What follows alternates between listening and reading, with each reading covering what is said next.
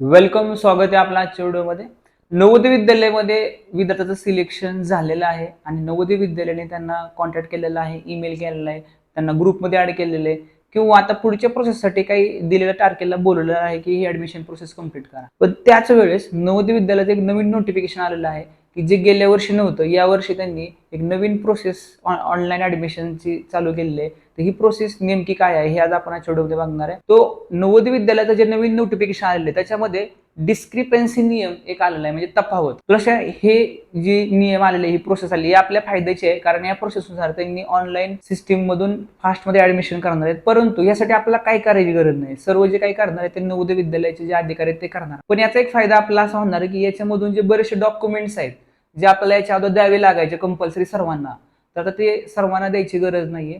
तर कोणकोणते डॉक्युमेंट्स आहेत ते कोणाकोणाला द्यायची गरज नाही आणि कोणाला द्यायची गरज आहे हे आपण बघूया. तर आपल्याला दिसते हे नवोदय विद्यालयाचं नोटिफिकेशन आहे, guideline for admission to the class 6 for academic session 2026-27. त्याच्यामध्ये दिलेलं आहे आपला की entire admission process is made online. मग हे जे ऑनलाईनचं काम करायचं जे आहे ते जे अधिकारी आहेत ते करतील. आपल्याला फक्त नवोदय विद्यालयाशी संपर्क करायचा आहे आणि तुम्हाला जे दिलेल्या तारखेला तिकडे जायचंय.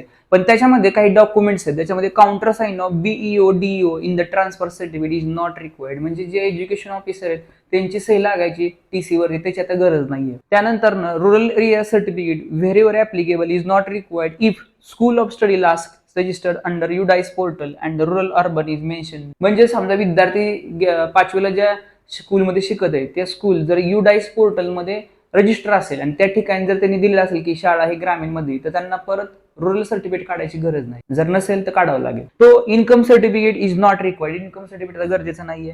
Birth certificate is required only when date of found mismatch. म्हणजे काय, बर्थ सर्टिफिकेटची पण गरज नाही. ते गरजेचं कधी आहे, जर डेट जी आहे बर्थ डेट ती मिसमॅच आहे, म्हणजे आधार कार्ड मध्ये वेगळी, युडाइस पोर्टलला वेगळी, तरच आपल्याला द्यायची गरज आहे. Then medical certificate is not required at the time. Medical सर्टिफिकेटची पण गरज नाही आता. तर हे JNV लेवलला नंतर पण हे सर्टिफिकेशन करता येते किंवा देता येतं. तर त्याबरोबर जो सर्टिफिकेटचा फॉर्मॅट तो पण दिलाय, रुरल एरिया सर्टिफिकेट. कधी द्यायचं आहे, only when the area of the school is not mention in the UDISE portal. जे युडाइस पोर्टल मध्ये एरिया दिलेला नसेल, ग्रामीण का शहरी, ठीक आहे, तरच आपल्याला हे जे काय आहे द्यायची गरज आहे. त्याचबरोबर हे रेसिडेन्स सर्टिफिकेट जे पॅरेंट्सने भरून सबमिट करायचंय. तर अशा प्रकारे आपल्याला एक क्लिअरिटी आली असेल की बरेचसे डॉक्युमेंट्स द्यायची गरज नाही. ओके, आता अजून पण जे डॉक्युमेंट्स आहेत जे आता आपण बघितलं युडाइस पोर्टलमध्ये जर तुमच्या दिलं असेल की तुम्ही ग्रामीणमध्ये का शहरीमध्ये, तर तुम्हाला ते ग्रामीण शहरीचं सर्टिफिकेट द्यायची गरज नाही. ठीक आहे.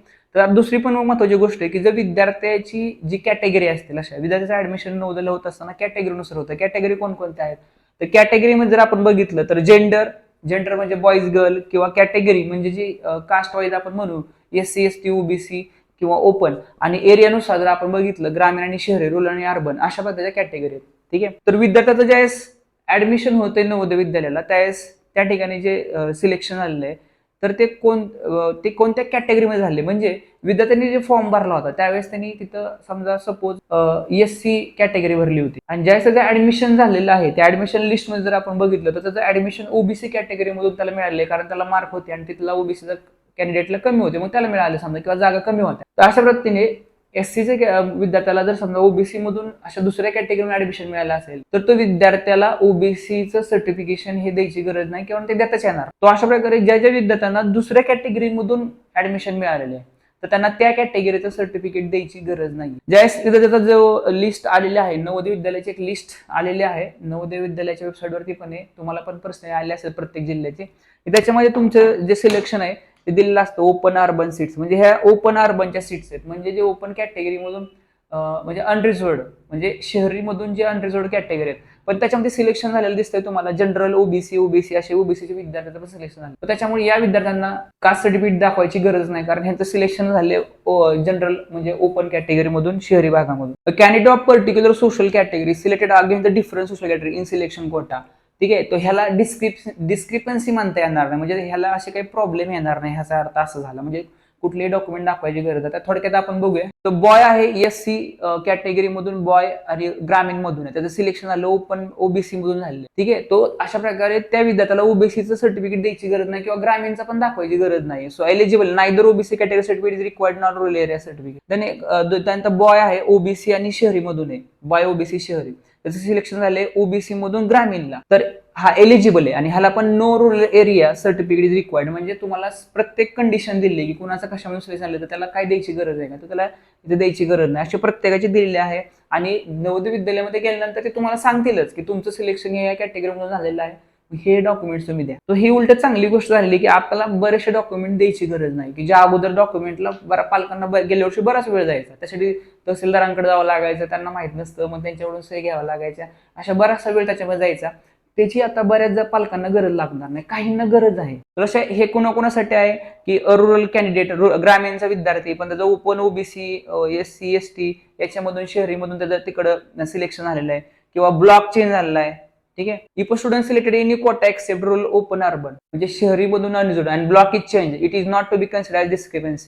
जसं की आता दिसते आपले SCचा कॅन्डिडेट ST मधून सिलेक्ट झाला कॅटेगरी मधून, तर अशा वेळेस पण हे इंटरचेंजेबल असू शकतं, म्हणजे चालू शकतं. Then girls apply as a boy eligible as there is quota for girls candidates only. तो गर्ल कॅन्डिडेटचा कोटा असेल तर मग होऊ शकतं. बॉय अप्लाइड ॲज गर्ल, म्हणजे हे बरेचसे नियम आहेत ह्याच्या अगोदर त्यांनी ओपन नव्हते केले, पण आता सगळे डिटेल त्यांनी दिले अप्लाय कशा पद्धतीने कोणकोणत्या कॅटेगरीज नुसार सिलेक्शन होत असतं.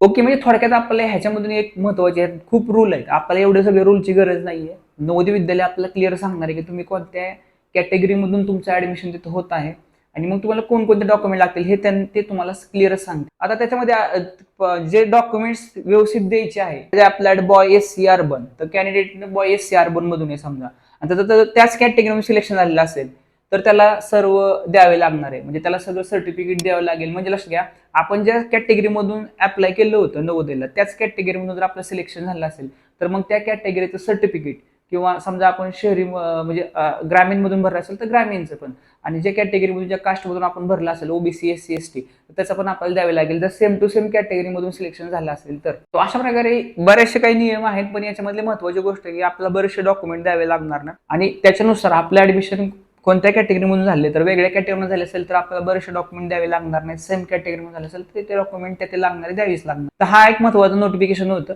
जे बऱ्याच पालकांची शंका होती की सर हे नवीन नोटिफिकेशन आलेले आणि हे नक्की काय आहे आम्हाला समजत नाहीये. तर बऱ्यापैकी हे उलट फायद्याचं आहे आणि त्याच्यामुळे बरेचसे डॉक्युमेंट्स कमी लागणार आहेत. आणि नवोदय विद्यालयाशी तुम्ही संपर्क साधा, तिथे तुम्हाला त्यांनी ज्यांना म्हणजे संपर्क मोस्टली जणांची आपली चर्चा झाली की त्यांना नवोदय विद्यालयाने संपर्क केलेला आहे, किंवा या तारखेला साधारण बोललं आहे की नवोदय विद्यालयामध्ये भेट घ्यायला. तर त्याशा वेळेस ते तुम्ही जाऊन तिथे चर्चा करू शकता. जर तुम्हाला अजून काहीच कॉल वगैरे नसेल आला तर तुम्ही स्वतः पण त्यांना कॉल करू शकता, सांगू शकता, जाऊन भेट घेऊ शकता. समजा आला नसेल तर मोस्टली सर्वांना आला असेल. तो भेटूया आपण अशाच महत्वाच्या पुढच्या व्हिडिओमध्ये. शेअर करा, सबस्क्राईब करा.